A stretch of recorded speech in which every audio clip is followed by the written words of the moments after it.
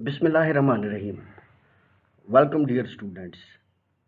This is the class of leadership and organizational behavior, and our today's topic would be on organizational behavior. I'm Dr. Ayaz Muhammad Khan, Director Division of Education, University of Education, Lahore. Let's talk about uh, today's agenda. We'll be discussing leadership, organization behavior, then scope of organization behavior, different determinants of organization behavior, and different organizational behavior model. We'll be getting over what organization behavior actually means and what are its pros and cons. Dear students, let's clarify some of our concepts, rather, our concepts regarding two words, organization and behavior, and then we would see in the upcoming slides what does it mean on the whole. But if you just look at organization, so business jargon actually define it that organization refers to a collection of people where more than two people, more than one people are actually working. Why are they working? Who are involved in pursuing defined objectives. When two or more than two people are working somewhere, their objective is common. That is what is the crux of organization. It can be understood as a social system which comprises all formal human relationships. The organization encompasses division of work among employees and alignment of tasks towards the ultimate goal of the company. Similarly, when we look at behavior, actually it is actions and mannerism made by individuals, organisms, systems, or artificial entities in conjunction with themselves or their environment, which includes the other systems or organization around as well as the physical environment. This definition I took from Wikipedia. There were many definitions, but it actually attracted me a lot. So let's see what is leadership. We have already studied this concept in almost 12 lectures, uh, but here it will help us understand that how leader performs in organizational behavior. So let's see what is organizational leadership. As you know, it is a interpersonal process which involves attempts to influence other people in attaining organizational goal. So leadership behavior can be shown by anyone. That is what we have gone through, or we have come up with the results of many leadership theory. Similarly, leadership behavior is expected of most manager. I mean, if you don't have that leadership behavior, you won't be a good manager, or rather, it is a part of effective management. Dear student, OB is concerned with the emerging realities in the workplace revolution. We know that with the passage of time in this new era, knowledge is replacing infrastructure, and companies are now looking for employees with emotional intelligence, not for just being technical smart. So, OB is the study and application of knowledge about human behaviors as individuals and in group and in organization. And the purpose is to explore ways where people can perform effectively. That is what you can see from this definition, that understanding, prediction, and management of human behavior, both individually at intrapersonal level or in the group interpersonal level, that occur within an organization. Internal and external perspective are the two theories of how organizational behavior can be viewed from an organization's point of view. If we look into different definitions of organizational behavior, we may conclude that the concept of OB is actually based on two key elements. Number one is nature of people, we know that there are individual differences. Different people have got different perception because of the context in which they live. Then we have got a whole person, his personality, then motivated behavior, whether it is positive or negative, and then value of a person. And the second major is nature of the organization, where those individuals are working. Uh, Organization is actually a social system where there is a formal setup, side by side, and informal communication chain goes on. Then we have mutual interest and ethics. So if you look at different elements of organizational behavior, all of them are very important. We cannot say that one is important than another, but the key or main element, I would call it employee.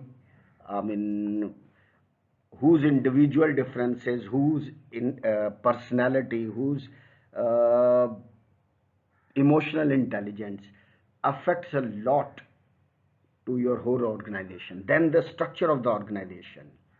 I mean, much convoluted structures may lead to employees' dissatisfaction, and a structure where you can easily approach to anyone, where people understand or give their own opinion to anybody, whether vertically or horizontally. So structure counts a lot. Then we have got this technology. This is the new one, especially technologies related to information technology, information communication technology. Then social system in which an organization is working, the norms, values, ethics, practices of those uh, social system, and then the environment in which that organization is working. If we wish to explore the organizational behavior history, we would have to see when people started giving importance to the human beings, the needs of the human beings. And that is, we can see that Robert Owen in 1800 has shown that young factory owner first to emphasize the human needs of employees and refused to employ children. Then taught workers to improve working condition, father of personal management. Then we see that Andrew Ray in 1935, he wrote a book, The Philosophy of Manufacturers. Then where he emphasized value of human factors in manufacturing, provided welfare facilities to workers, and in the same way we can say uh, it started giving compensation to the employees who met with some sort of accidents. This is what happened in 1886. You can see organizational behavior evolution that started from 1800, then went to 1900 with William Gilbreth, who wrote Psychology of Management, and then F.W. Tyler, father of scientific management, time and motion study, in piece rate methods. Then Henry Fayol, who can forget the administrative management principles of governing behavior of the people by Henry Fayol. Then Alton Muir, from Harvard University, the person who uh, conducted Hawthorne studies. Then Abraham Maslow, who gave a need of hierarchy. Then Douglas McGregor, who gave his theory of X and Y of managerial style. Then we got Henry Mintzberg, who gave managerial roles, interpersonal information and in decision making. Peter Drucker in 1909 to 2005, he is considered as the father of modern management, who showed the importance of change, how to bring best out of people, and he was the father of innovation entrepreneurship. Let's talk about different determinants of organizational behavior. We know that organizational behavior studies encompasses the study of organization from multiple viewpoints, methods, and level of analysis. It provides a set of tools at individual level, which you can see at people level, which is called at interpersonal level, at group level, where group dynamics are concerned a lot, then formal teams and interpersonal level, which is also related to actually structure intergroup relationships at the organizational level. And you then see uh, the triangulation where people, technology, and organizational structure, they are associated with one another. Organizational behavior can be divided into two forms. One is micro organizational behavior, and second one is macro organizational behavior. Let's see what is the difference between these two. As the name indicates, micro, which refers to individual and group dynamics in an organizational setting. So anything that is happening on individual basis or a small group basis, you would say this is what is all about micro organizational behavior. But similarly, macro, as it shows that the length and breadth and the scope of this phenomena is far more than micro. So what we include the studies. We actually try to study the whole organization, how they adapt to the certain environment, and the strategies and structures that guide them to their adaptability in a particular environment. So if we look at the scope of the organizational behavior, we see that micro and macro, both levels, as a matter of fact, are included in it. So at micro level, you see individual behavior. It is the study of individual personality, learning attitude, motivation, job satisfaction of that individual. And in this sort of study, we interact with others in order to study about them and make our perception about them. Then inter-individuals behavior. It would be the study conducted through communication between the employees among themselves, how they form formal groups or informal communication groups, as well as their subordinates. So understanding people's leadership qualities and group dynamics, group conflicts, power and politics, all are included in inter-individual behavior. Then we have got group behavior. Group behavior studies the formation of organizational structure of organization, effectiveness of organization. The group efforts made towards the achievement of organizational goal is group behavior. Now, all these things may be included in only in what I called micro level organizational behavior. When we look at the nature of the organizational behavior, we may conclude that it is a mix up or blend of different subjects. So we cannot say it is a discipline, actually, it is a field of study that has borrowed concepts from psychology, anthropology, sociology, and some more from other areas too. Then interdisciplinary approach, that is what I have told you. This is an applied science, no doubt. So normative and value centered, humanistic and optimist, because based on human behavior.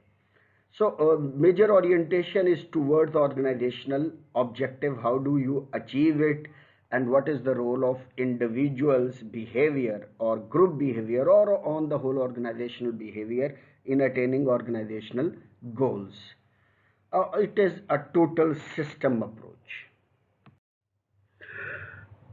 So let's talk about some of the models of organizational behavior. There are many, but I have given four. The very first one is autocratic model, as the name indicates, that one who has got that authority uses that authority in an autocratic manner. Uh, the employee in this model are oriented towards obedience and discipline. They are supposed to follow. They are dependent on their boss. When we look at the second model, which is custodial model, the root level of this model is economic resources with the managerial orientation of money. The employees in this model are oriented towards security and benefits provided to them. They are dependent on the organization. The employee requirement that is met is only security. So, dear students, our third model of the OB models is actually the supportive model. As the name indicates, that the leader has a very supportive orientation in this model. The employees in this model are oriented towards their job performance and participation. The employee's requirement that is met is status and recognition. This is what we call support on the part of the leader or the manager. Our last one is the collegial model.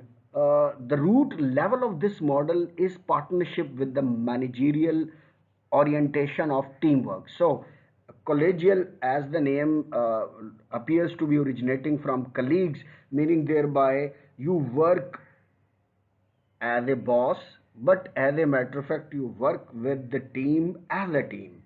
The employees in this model are oriented towards responsible behavior and self-discipline. The employee requirement that is met is self-actualization. So they just go to the peak of motivation level given by Abraham Maslow. So the performance result is moderate zeal. Traditional models that are used in what we say in Pakistan is a Seth culture is actually based on feudalism and a bit on slavery. So this is just as a king and the subjects sort of relationship between them.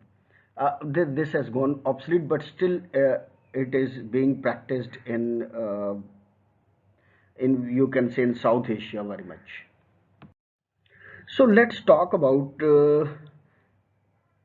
these five models and see what sort of orientation do they play. First of all, just look at basis of model. So in autocracy model, power is actually the basis. In custodian model, economic resources. In supportive model, the leadership. Collegial, as the name appears, partnership model. But in system model, there is trust, community, and understanding. When we look at the managerial orientation, the manager has got damn authority in autocracy model. But in custodian, this is the money that plays the trick. In supportive model, the manager always gives support. In collegial, it is the teamwork, but in system model, it is caring, compassion on the part of the system. Then we have got employee orientation. In autocratic model, employees are supposed to be obedient. But in custodial, they go for security benefits. In supportive, they perform because they have got full support from their managers. In collegial model, as the focus is on the teamwork, so responsibility lies on the shoulder of employees to behave in a right manner. In system model the employee orientation is psychological ownership because the employees believe that they are part of the system and the system has its own pros and cons.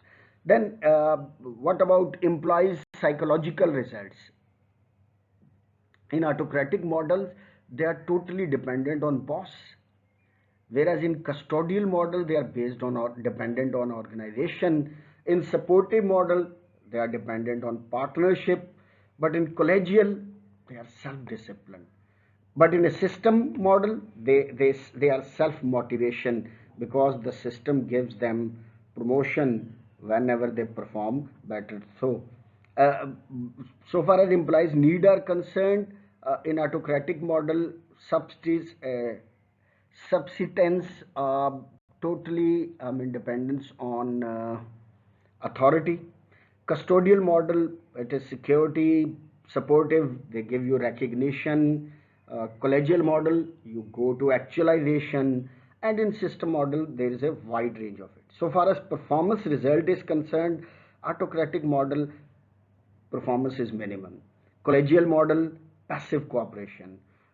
Supportive model, it's a sort of awakened drives, and in collegial model, enthusiasm, where you work in the colleague mode, and in system model there is a passion, uh, commitment to achieving the goals. How can we forget that OB processes, I mean, they spin around three things: input, processing, or output, and ultimately the feedback.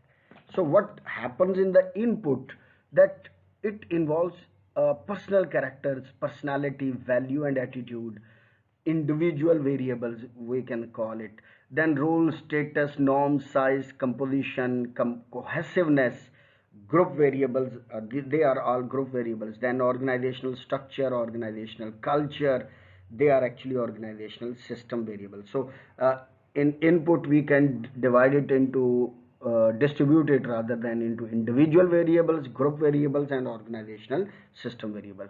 But when we look at the OB processing, that is perception, learning, it can be divided into individuals, groups and organizational level as well. So you can see that they have been divided in it. And when you look at output, output are the behavioral consequences, what efforts you put and what is the level of job satisfaction, what is your organizational citizenship, how do you give, how productivity, quality and innovation. If there is a low absenteeism, it means the output is very good. Low turnover, low conflict shows that your organization is doing fantastic. But if it is not doing fantastic, so you got to get the feedback and have to bring certain changes to your policies regarding the input. As we have discussed earlier, that organizational behavior plays at three level: individual level, group levels and organizational level.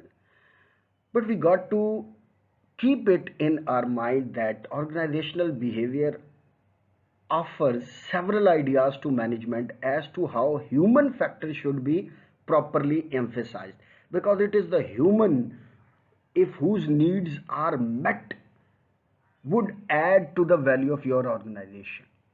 Human factor is not merely an instrument in which organization, in the organization, but the very core organizational existence. The more your humans are happy, the more your human development is done, the better is it is for your organization. So the OB is concerned with the systematic study of what people do in organization and how their behavior affects the organizational performance, organizational behavior. That is why we call uh, works on three levels: individual, groups and organizational. This chart shows you very clearly that how inputs, processes and outcomes should be dealt on individual level, group level and organizational level. So if you would focus it on it, and your process, all processes would be focusing on it, so outcomes would be better.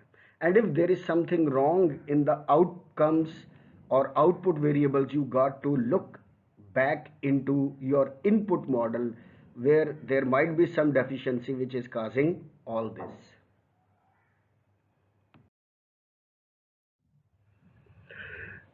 Here is a YouTube link of the lecture of Robbins and Judge on organizational behavior.